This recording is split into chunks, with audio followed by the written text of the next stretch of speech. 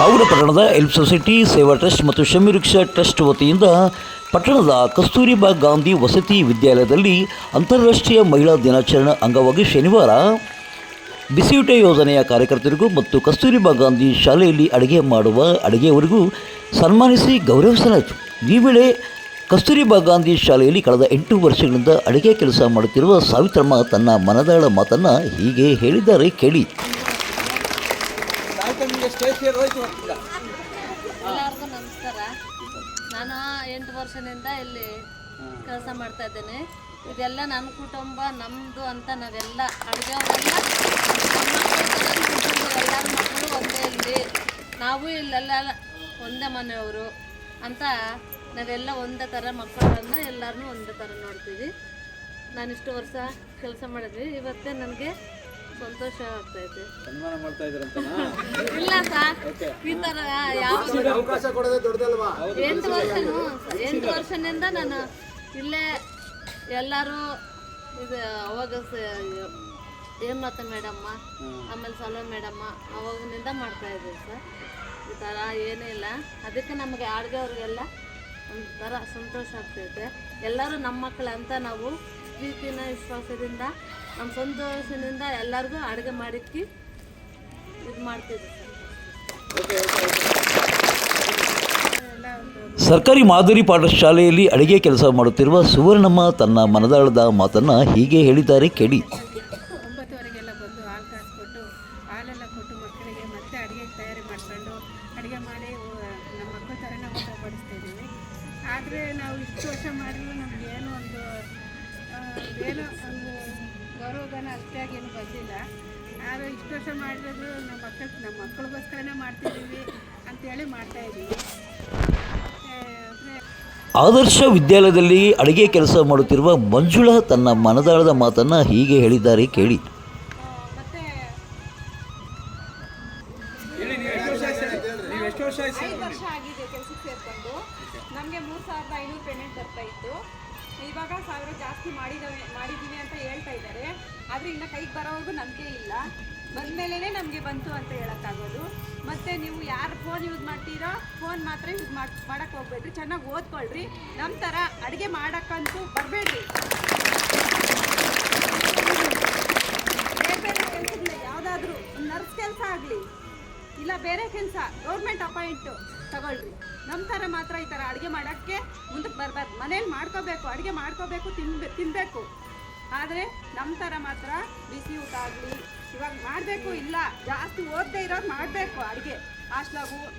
ಕಾರ್ಯಕ್ರಮದಲ್ಲಿ ಅತಿಥಿಯಾಗಿ ಭಾಗವಹಿಸಿ ಅಕ್ಷಯ ಬ್ಲೂ ಝಮ್ ಮಾಂಟಸರಿ ಶಾಲೆಯ ಕಾರ್ಯದರ್ಶಿಯಾದ ಸಂಧ್ಯಾ ಶಶಿಕಿರಣ್ ಮಾತಾಡಿದ್ದು ಹೀಗೆ.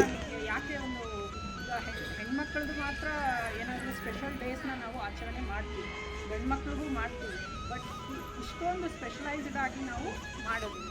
ಸೊ ಹೆಣ್ಣಿಗೆ ಒಂದು ಸಮಾಜದಲ್ಲಿ ಅಷ್ಟೊಂದು ಗೌರವವನ್ನು ಕೊಡ್ತಾ ಇದ್ದಾರೆ ಅಂದರೆ ನಾವು ಅಷ್ಟೊಂದು ಜವಾಬ್ದಾರಿಯನ್ನು ನಮ್ಮ ಮೇಲೆ, ನಮ್ಮ ಹೆಗಲ ಮೇಲೆ ಅವರು ತೋರಿಸ್ತಾ ಇದ್ದಾರೆ. ಅವರು ನಮಗೆ ಅಷ್ಟೊಂದು ಗೌರವವನ್ನು ಕೊಡ್ತಾ ಇದ್ದಾರೆ ಅಂದರೆ ಇಂಡೈರೆಕ್ಟಾಗಿ ನಾವು ಅಷ್ಟೊಂದು ಗೌರವವನ್ನು ತಗೊಳ್ಳುವಂಥ ಸ್ಥಾನಕ್ಕೆ ನಾವು ಬರಬೇಕು ಅಂತ ಅವರು ಪ್ರೋತ್ಸಾಹ ಇಲ್ಲಿಂದ ನಮಗೆ ನೀಡ್ತಾ ಇದ್ದಾರೆ.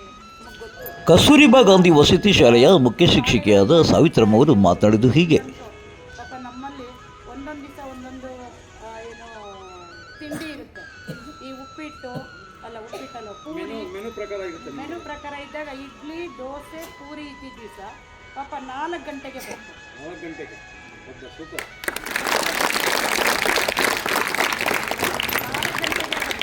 ಹೋಗೋದು ಯಾವಾಗ ರಾತ್ರಿ 8:30 ಆಗುತ್ತೆ. 7:30 ಊಟ ಸ್ಟಾರ್ಟ್ ಮಾಡಿದ್ರೆ ಮಕ್ಕಳಿಗೆಲ್ಲ ಕೊಟ್ಟು ಹೋಗೋಷ್ಟೊತ್ತಿಗೆ 8:30 ಆಗುತ್ತೆ.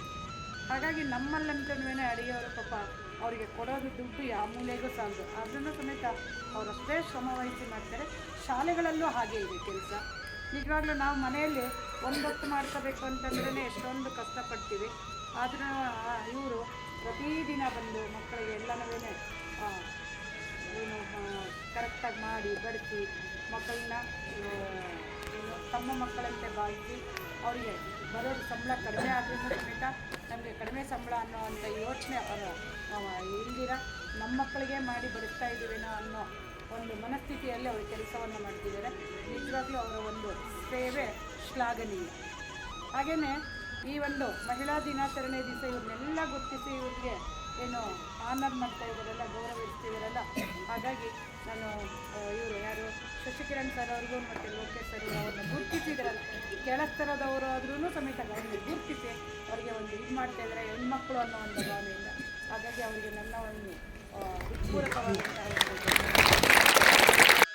ಒಟ್ಟಿನಲ್ಲಿ ಅಂತಾರಾಷ್ಟ್ರೀಯ ಮಹಿಳಾ ದಿನಾಚರಣೆ ಅಂಗವಾಗಿ ಕಡಿಮೆ ಸಂಬಳ ಹೆಚ್ಚು ದುಡಿಮೆ ಮಾಡುತ್ತಿರುವ ಮಹಿಳೆಯರನ್ನು ಗುರುತಿಸಿ ಸನ್ಮಾನಿಸಿರುವುದು ಸಾರ್ಥಕವೆನಿಸಿತು. ಎಲ್ಪ್ ಸೊಸೈಟಿ ಅಧ್ಯಕ್ಷರಾದ ಮಾರಂ ಶಶಿಕಿರಣ್ ಮತ್ತು ಶಮಿವೃಕ್ಷ ಸಮಿತಿಯ ಕಾರ್ಯದರ್ಶಿ ಸತ್ಯ ಲೋಕೇಶ್ ಹಾಗೂ ಆಟೋ ಚಾಲಕರ ಸಂಘದ ಅಧ್ಯಕ್ಷರಂತ ಬೇಕರಿ ನಾಗರಾಜ್ ಸೇರಿದಂತೆ ಕಸ್ತೂರಿಬಾ ಗಾಂಧಿ ವಸತಿ ಶಾಲೆಯ ಶಿಕ್ಷಕರು ಮತ್ತು ಶಾಲಾ ಹೆಣ್ಣು ಮಕ್ಕಳು ಹಾಜರಿದ್ದರು.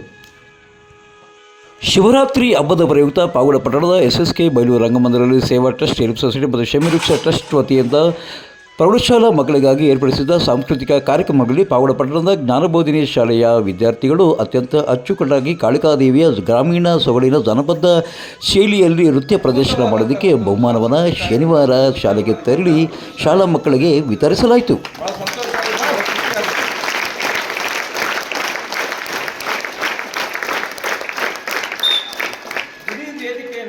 ಇಡೀ ವೇದಿಕೆಯನ್ನು ಆವರಿಸಿಕೊಂಡು SSK ಬಯಲು ರಂಗಮಂದಿರದಲ್ಲಿ ಒಂದು ಸಾವಿರಾರು ಜನ ಇರ್ತಕ್ಕಂಥ ಒಂದು ಕಾರ್ಯಕ್ರಮದಲ್ಲಿ ನಿಬ್ಬೆರವಾಗುವ ರೀತಿಯಲ್ಲಿ ನೀವು ನಿಮ್ಮ ಮಕ್ಕಳು ಪ್ರದರ್ಶನ ಮಾಡಿದರೆ, ನಾವು ಕಾರ್ಯಕ್ರಮ ಮಾಡುವಂಥ ಸಂದರ್ಭದಲ್ಲಿ ಎಲ್ಲ ಎದ್ದು ನಿಂತು ಹಿಂದೆ ನೋಡ್ತಾ ಇದ್ವಿ. ನನಗೆ ಭಯ ಆಯಿತು, ನಮಗೂ ಶಿಕ್ಷಕರು ಯಾಕೆಲ್ಲ ಹಿಂದೆ ನೋಡ್ತಾವ್ರೆ ಅಂತ, ಏನಾದರೂ ದೊಡ್ಡ ಹೆಬ್ಬಾವು ಏನಾದರೂ ಬಂದಿದೆಯಾ ಅಂತ.